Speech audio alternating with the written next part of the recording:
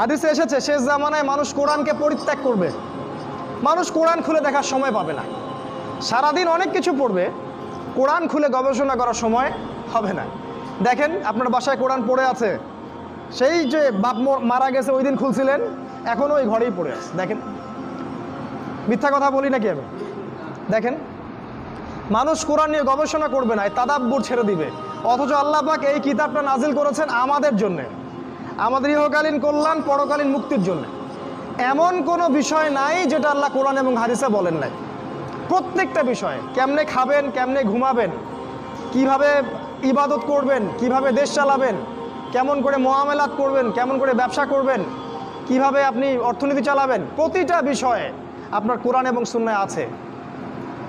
এটা খুলে দেখার সময় হচ্ছে না, তাহলে হেদায়েত নিবে কিভাবে? বিশ্বাস করেন কিয়ামতের আগে একদিন, এক রাতের মধ্যে এই কোরআন